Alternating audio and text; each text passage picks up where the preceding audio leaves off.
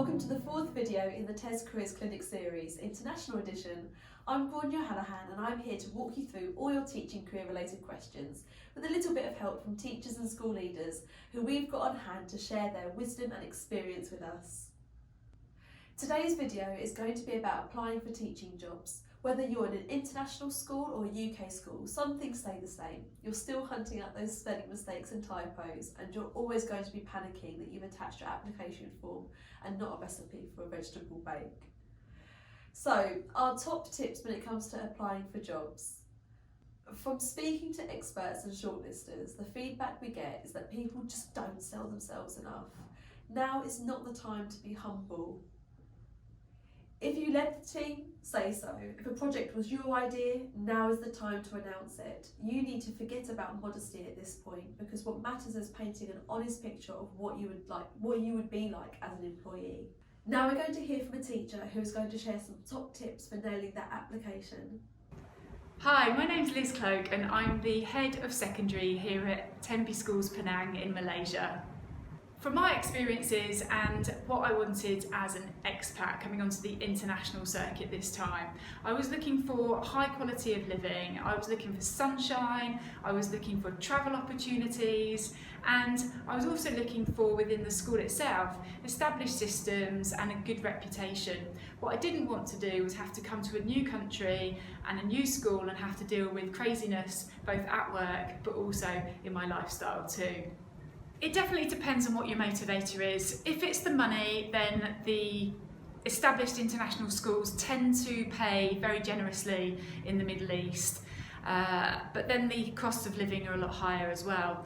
Here in Southeast Asia, there are countries that pay very well, but again, the costs of living tend to be higher. If you want to have an English-speaking country, then obviously Malaysia, Singapore would be appealing to you. We've also got the opportunities to work in less established international school scene systems, such as the up-and-coming schools in Myanmar or Cambodia, for example. So it really does depend on what your motivator is. If you are after a specific role, I would suggest try and keep your options open as much as you feel comfortable in doing so. There are significant shifts in international schools, and in particular some of the larger ones, so positions do come up fairly regularly. If you're going to step down a level from your current role, then do explore through your interview what secondments might be available and to use your skill set effectively and make an impact on the school that you're in. I would definitely recommend, if you have visited the country before on travels, a holiday or a business trip in a previous life, then do elaborate and tell the interviewer that this is the case. Often the leaders want to make sure that the place is suitable for the right candidate as well as the school is suitable for the right candidate. So if you're familiar with it and you have come back to the opportunity of wanting to live there and relocate, then that is a positive. So we request their experiences through the application process, and we certainly wouldn't discount somebody that doesn't have the national curriculum or IGCSE, Cambridge or A-level experiences. I've certainly worked with plenty of teachers that have learnt to adapt and teach both the curriculums in different positions across the world. We are looking for teachers who are willing to adapt. We're looking for teachers who are reflective and want to learn with new experiences, and there's usually a lot of crossover in terms of the content from one curriculum to another.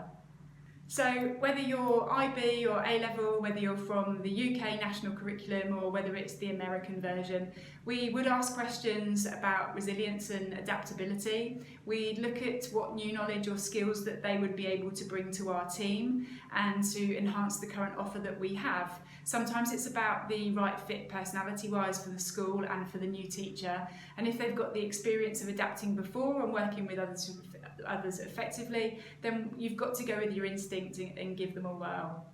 So do your research, make sure that you find out as much about the country and the place that you're going to be living in and calling your home as you do about the school itself. It's got to be the right fit for you, it's got to be the right fit for your family if you're taking your family too. I found big differences between my two experiences here in Malaysia, being in the Kuala Lumpur in the city, and here in Penang on the island. They've been fabulous and I've embraced both, but they are very different.